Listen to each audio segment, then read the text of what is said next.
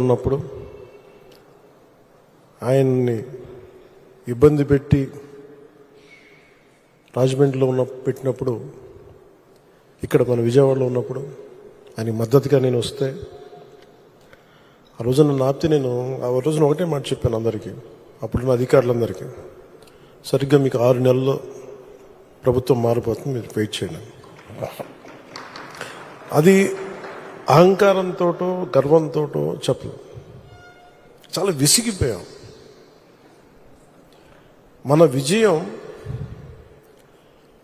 ఇదే కూతవేట దూరంలోని ఇప్పటం గ్రామంలో జనసేన సభ పెట్టి వైసీపీ వ్యతిరేక ఓటుని చీలనివ్వం అని ఒక ప్రతిపాదన చేసినప్పుడు, దాని వెనక తెలివితేటలు కానీ వ్యూహాలు కానీ ఏమి లేవు. ఒకటే ఒక లక్షణం ఏంటంటే, లోపల గుండెల్లో రాష్ట్రం బాగుండాలి, విభజన దగ్గర నుంచి నలిగిపోతా వచ్చాం, బాగుండాలని ఒక్క బలీయమైన కోరిక తప్ప ఇంకేం లేదు దాని వెనక.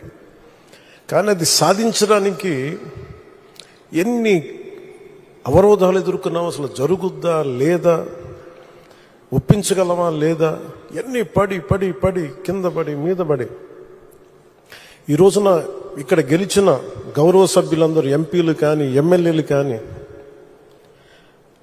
అద్భుతమైన మెజారిటీతో గెలిచారంటే వైసీపీ వ్యతిరేక ఓటును చీలనివ్వకూడదని ఒక్క ఆకాంక్ష, ఒక్క బలమైన నమ్మకం, చంద్రబాబు గారి నాయకత్వం, సమర్థత,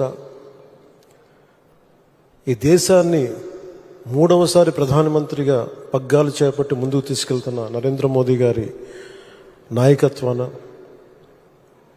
పురంధేశ్వరి ఆయన దిశానిర్దేశంతో, పురంధేశ్వరి గారి నాయకత్వంతో, తెలుగుదేశం నాయకులని చాలాసార్లు చెప్పాను, వాళ్ళందరి సమిష్టి కృషితోటి ఒక అద్భుతమైన విజయాన్ని సాధించాం. నాకు చాలాసార్లు అనిపించేది, ప్రతిసారి ఏం చెప్పాను, రోడ్ల మీదకి వెళ్తున్నప్పుడు, మీరు గెలవరండి, ఇప్పుడున్న వైసీపీ గెలుస్తుంది, మీరు గెలవరు. ప్రతిరోజు బయట వాళ్ళు ఎవరు చెప్పేవాళ్ళు, మనతో పాటు పక్కన ఉండేవాళ్ళు చెప్పేవాళ్ళు మాట. అసలు నమ్మకం ఉన్నది ఎవరికి అంటే, అసలు చెక్కు చెదరని గెలుస్తున్నాం, కొడుతున్నాం, నెగిటివ్ థాటే ఉండకూడదు, 170కి 160 కొట్టాలన్న మొదటి రోజు నుంచి చెప్పింది శ్రీ నారా చంద్రబాబు నాయుడు గారు చెప్పారన్నమాట.